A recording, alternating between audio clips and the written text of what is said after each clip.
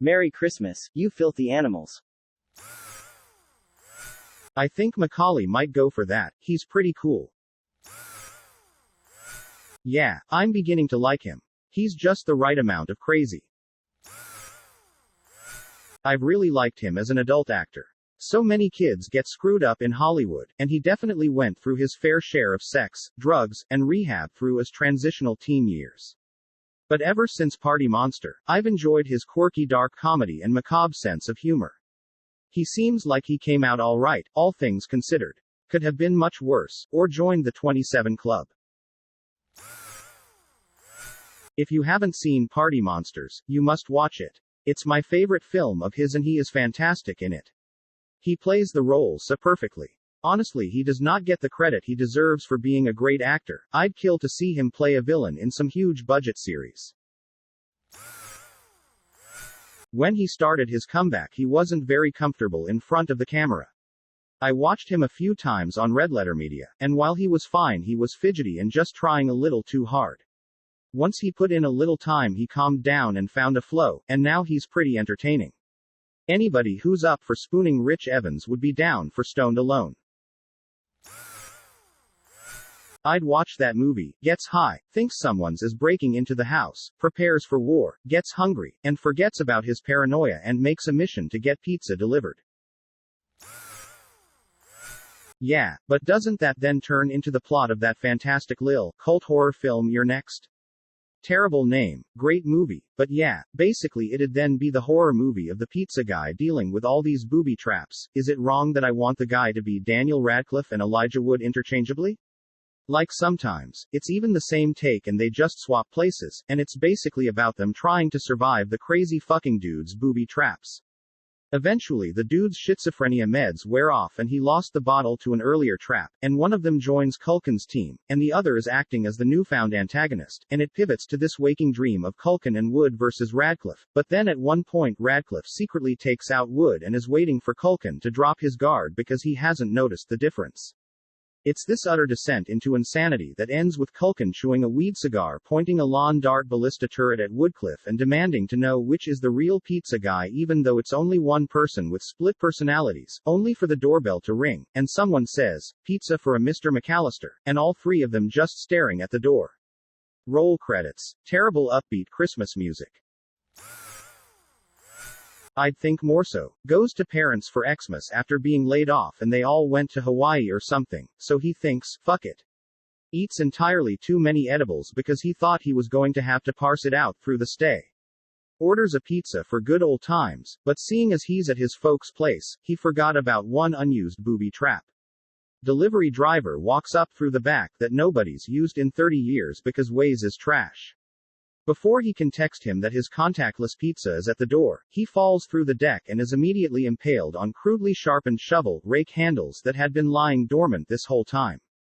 Then an edible-laden Kevin spends the rest of the movie covering up his incidental manslaughter. That's my elevator pitch idea anyway. I could go for a Quentin Tarantino directed a dark comedy reimagining of Home Alone where Kevin is a mid-30s meth addict, hasn't slept in the 5 days leading to up Christmas, and proceeds to booby trap his house as the paranoia really begins to take hold. All sorts of shenanigans ensue. We watch from Kevin's perspective as unidentified shadow men, who he believes have come to take his stash, get caught up in all his wicked traps, tossed around, stabbed, and beaten like an old school Bugs Bunny cartoon. Finally, in the last 5 minutes of the movie as Kevin's meth-induced mania begins to fade, we realize those people trying to get in the house weren't really meth-stealing demons. It was the postman, Kevin's parents, and a couple concerned neighbors. Kevin's meth-inspired Rube Goldberg murder house lands him in solitary confinement at the local psychiatric ward for the rest of his life. He's finally home, and alone. Maybe just a cameo where Franco is the 2020 weed delivery guy, slides his car on ice into the statue outside of the driveway, just leaves the statue broken and titled over, drops the dope on the porch and dips. Yeah, he says while he high-fives the broken statue. A year or two ago where he would pop up in popular YouTubers that I likes videos really helped win me over all the more.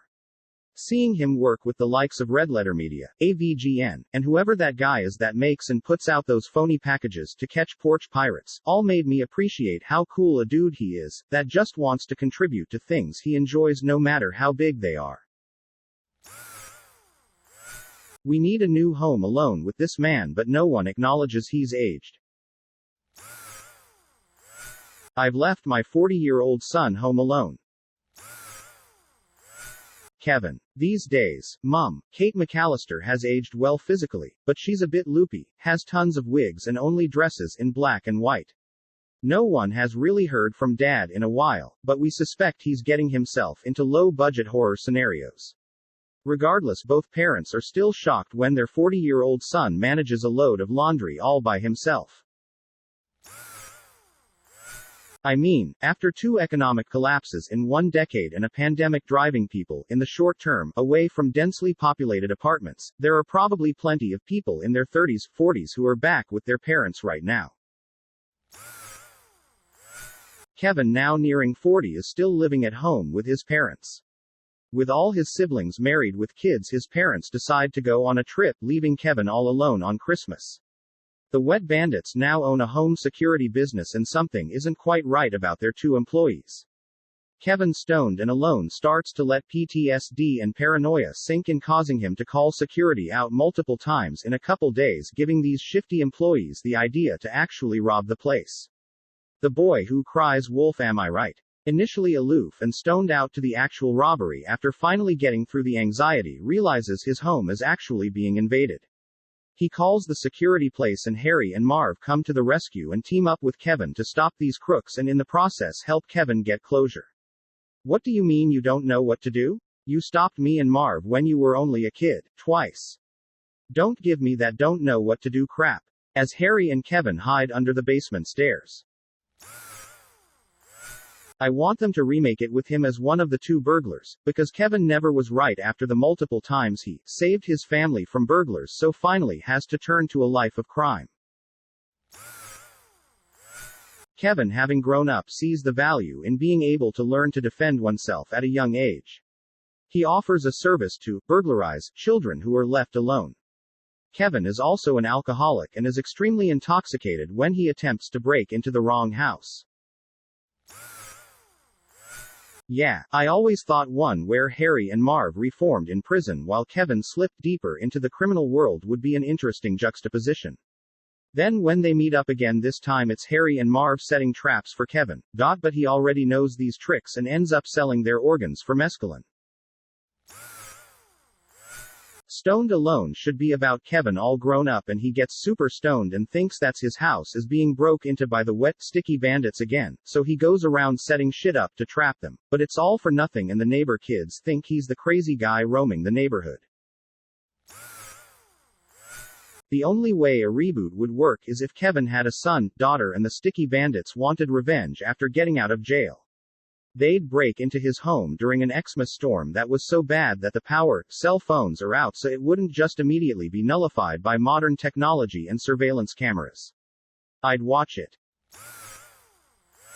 With the abandonment issues that Kevin has developed and the guilt that his mother still holds over leaving her child alone multiple times, they have become codependent, and the rest of the family wonders, will Kevin ever be home alone again? I picture it, he's home alone because of work, but his wife and kids go to her parents' house. He plans this giant smoke fest for himself. However, he smokes so much he is now paranoid and believes someone is planning to rob them on Christmas Eve. He continues to consume, so he doesn't waste any of his stash. At which point he starts to prepare for the burglars, but he proceeds to hurt himself in the process of his traps. Something, realizes he misses his family more and heads to her parents. Family comes home early and has to navigate all the booby traps to find Dad passed out with a bag of Oreos and Bahoic on the TV. They wake him up and start Xmas early. Family comes home, but it turns out all the booby traps that looked super elaborate in his mind were very shabbily done and were mostly just things like silly string trip wires. Then we get a montage of him actually setting it up. Here is another one. Guy runs a camp for kids with his wife and kid and they hop on a bus to go to the campsite. But kid gets left behind at another camp where they were picking up kids from. Kid is there few days has some home alone like adventure with the locals. Like the camp counselor Michael who always hangs out at the lake and really like William Shatner masks and boiler suits, or the metalwork teacher John Kramer who encourages Kevin to express himself more via ever more deadly traps and creepy puppets. What if the family came home early and he has to scramble through the house disarming all of the booby traps, but he actually just sets everything off on himself? Then he visits Harry and Marv in prison and apologizes for the trauma he caused them. Kevin is 40 years old living with his parents. He's a teacher and can't afford rent after alimony. He pretends to be sick to avoid traveling with his parents to his asshole brothers. He takes acid and hallucinates that people are robbing him. And when he comes home with his wife and kids, he forgot about it all. He stays behind at the car to unload the luggage and we see his wife head through the front door, stopping, then yelling, "Kevin." Kevin runs off into the night. There are people trying to break in, but he is imagining other people. The real people are terrified of this stoned-out dude wandering around in his underwear. The rest of the time it shows him in full pajamas. I shouldn't have watched Don't Breathe. We could get a bit out there and go with him pissing off all the mall bell-ringing Santa guys, and they decide to rob him as payback. Now he's high as fuck and has to defend himself against an army of Santas, which he's not sure are real or not. The plot synopsis is already posted. He misses his plane to visit friends, decides to get stoned, out of paranoia thinks he's being burglarized, which he is, and has to defend himself. Ryan Reynolds' production studio is behind it as well. Macaulay is going to make a comeback one of these days and it's going to be awesome. Edit. A comeback would be something with the impact of The Hangover. Not Pizza Boy in AVGN. He's doing what he loves. He's been in several Red Letter Media videos and loved just bullshitting about bad movies with a group of drunken Midwesterners. Wait, Ryan Reynolds was seriously developing this movie. Is this authentically released tomorrow? The director of Home Alone is vehemently against them making the parody. I believe in an interview he said something along the lines of, "Hollywood needs original ideas, leave my movies alone." Which is hilarious because they're already producing the reboot with the little fat kid Archie Yates from Jojo Rabbit as Kevin. Edit. Gave credit where credit is due. Imagine being known all over the globe as the little fat kid from Jojo Rabbit. That's how child stars turn into nutcases. I couldn't imagine letting my kids be in Hollywood. Or in a theater to see Jojo Rabbit cause that shit was trash. I really want the sequel where Joe Pesci served all his time and Marv did too but now hates Joe and recruits Kevin to help set Joe up. I really want a sequel where Joe and Marv actually win this time. They break in, murder the family Reservoir Dogs style and then spend the rest of the movie setting up booby traps for the cops, all using the family's mutilated bodies. Paint bucket gag replaced with severed head gag, etc., etc. I grew up with two older brothers who refuse to spend time with me, an overbearing mom who runs on Jewish guilt, a dad who is a really good guy but Fort Knox when it comes to emotions. I learned he had a younger brother, who was homeless, when my grandma told me she saw him by 711 when I was a teenager driving her to an APPT. And that he had another older brother who died from PTSD, suicide, after joining the army to serve cause my grandfather died from PTSD, suicide, and I named my son after both of them hoping he'd one day open up, he hasn't. The only reason I know about my uncle and grandfather is cause my dad was boxed in a corner by a direct question from a old friend. The wife and kids leave for the weekend. Kevin has the house to himself so he finally decides to unwind and get high as hell on edibles, bong hits, blunts and joints. Hours later, now physically and mentally incapacitated, Kevin hears rummaging outside his window. He spots people trying to case the house for a break-in. He overhears them say to each other, "Let's come back later tonight, there's a lot of good stuff in there, we'll need more hands." Kevin now has a predicament. He has so much weed in his house that calling the cops will get him busted for distribution. He'll have to take matters into his own hands. He sets up traps and waits for the criminals. The stakes are higher as a whole van of guys show up to his house, at least 5 or 6. They go to the front door, it's unlocked. Kevin then proceeds to violently murder them all in absurdist horror ways in Your Next style. He has to consume all the weed in the house before the cops show up in the morning to assess the wreckage. This isn't too hard to do. Kevin is married. His family goes away on Xmas vacation as they are having plumbing problems. Sadly, the only plumbing service available is a couple of ex-cons who, desperate for a job and cash, accept an offer to work Xmas Eve. Of course, these plumbers are the infamous wet bandits, and when they arrive at the house, Kevin freaks out and sets up traps while they try to break in and get revenge for all of the awful things that happened to them. Guys, I'd watch this. Except we don't find out until near the end that Kevin knew all along that the wet bandits had been released and that they started their own somewhat respectable plumbing company. Kevin sabotages his own pipes and orchestrates the whole thing to miss the flight so that he has the house to himself to trap the wet bandits in a House of Horrors meets Saw type situation where the wet bandits, who have since renounced crime and were just starting to get their lives back together, desperately attempt to escape from Kevin's series of death traps. I watched Home Alone yesterday for the first time since I was a kid, and that movie makes no goddamn sense, truly. First of all, this child is a master of ingenuity. Kid set intricate traps that worked flawlessly and a fucking zipline to a treehouse in a single afternoon. Why did he not go knock on a neighbor's door? Like, as soon as he realized he was in danger. I know the phone lines were out. Go to the police station? How did the scary neighbor only show up to save the day precisely at the end? How long did he know shit was going down? Why didn't he ask Kevin where his family was? Did he not notice their household went from 154 to one 8-year-old child? Great Christmas movie though. One of the best. Also, with all the shit that went down in that house, how was Kevin able to clean up everything by the next morning, and to such an extent that his parents never find out about the whole attempted burglary adventure, besides Buzz's room, I guess? Kevin eats too many edibles and becomes so stoned he doesn't want to leave his house for Xmas.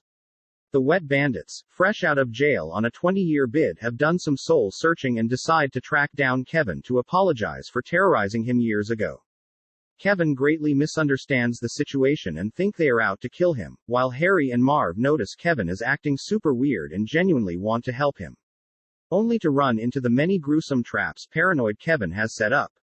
It ends with Kevin caught in one of his own traps, and the wet bandits save him, then team up to destroy some real burglars who also target the McAllister residence, followed up by Harold and Kumar and Neil Patrick Harris coming by with some Christmas cheer.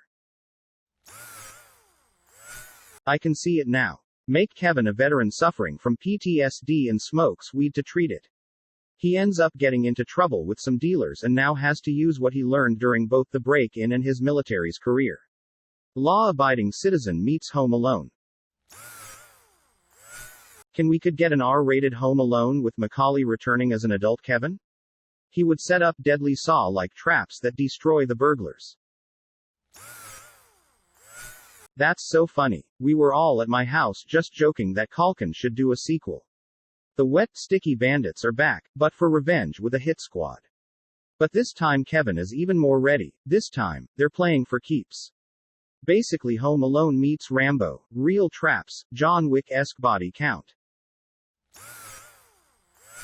This is my first Christmas in which I will be spending most of the time alone. My mom broke her hip a few weeks ago and is in a rehab facility. She was always the one that made Christmas for me. This is the first Christmas that I understand what people go through this time of year. If any of you guys are feeling super down for any reason, please feel free to message me. I've struggled with some bad urges before and I know this type of situation could bring them out for people. Be safe my peeps, 2020 is a bitch. Funny to see this right now. I just got off the phone with a friend of mine. He's home alone, stoned, wanted to chat for a bit and after 10 minutes promptly fell asleep on the phone. All I heard was him snoring. Made me laugh, so I just wished him Merry Christmas and sweet dreams. When the Breckenridge hotel he rented for a close group of family and friends to cope with a world in crisis got snowed in by a freak snowstorm, one man, his younger brother, 14 hotel staff and 2 angry chefs are stoned alone. Plot twist. Home Alone during the pandemic, got so stoned on edibles when Harry and Marv finish their sentence and try living the honest life as Uber Eats, skip the dishes delivery drivers, deliver his pizza 1 hour late. Notice it's the kid all grown up after he's seen dancing with the MJ cutout. I want another Home Alone movie but with a grown-up Kevin McAllister, pointlessly darker and edgier. Kevin has suffered from PTSD his entire adult life from such an insecure childhood that his grades suffered and forced him to serve in Iraq in the early 2000s, which only magnified his psychological distress. Unable to function in normal society, he barricades himself in his family home with stolen military weapons and drugs, but only the sound of a triggered Claymore hamburger eyeing ATF agents or a tripped grenade bouquet disassembling gang members looking for their drugs can make Kevin feel anything close to happy anymore. He's a good dude. I was playing music at a venue in Minneapolis and he was there listening. After our set we got to talking and smoking cigarettes outside and he was showing me picture on his iPhone, which was all cracked and beat up, found that funny, of a tour he recently went on with Harmar Superstar. I'm just a normal guy, not in any way famous, and he honestly seemed like just a normal guy too. I'm sure he has his demons, but we all do. I do snow removal here in Toronto, Canada. I am starting work at 4 a.m. Christmas morning. Better fucking believe I'm gonna have a dirty 3-gram blunt in my face when cleaning the 15 centimeters we're expecting. Right now I'm in my car alone on Christmas Eve listening to Christmas music. Life is still good. Merry Christmas, world. Kevin Smith needs to direct something like this and have Jay and Silent Bob attempt to break into Macaulay Culkin's home in order to steal back a super secret strain of pot that they believe Macaulay Culkin stole from them that one time they met him at a Bluntman and Chronic Boy convention. Only to be met with a series of traps and shenanigans. So many people need to hear this. It's okay if you feel alone and isolated this holiday. Most of us are too. You are not alone in this experience. 2/3 RDS of humanity feels the same isolation and distance from loved ones this year. That's okay. I lost my mom 20 years ago. I would still rather her be alive and 1,000 miles away than have her dead. We are helping everyone by staying apart during a pandemic. Take this rare opportunity to enjoy and relax while alone. Have a fire in the fireplace. Lay on the floor and look at the ceiling until it disappears in your blind spot. Playing video games is an addiction and not as precious as other more visceral experiences you can enjoy right now, alone. Stare at one leaf outside. See the complex patterns. Imagine the million years of evolution that lead to this. Imagine what might happen in another 1 billion years. This is your life, with less duties and distractions. Savor it. Thank you for watching. Don't forget to like the video. And if you are new, subscribe and click on the bell icon.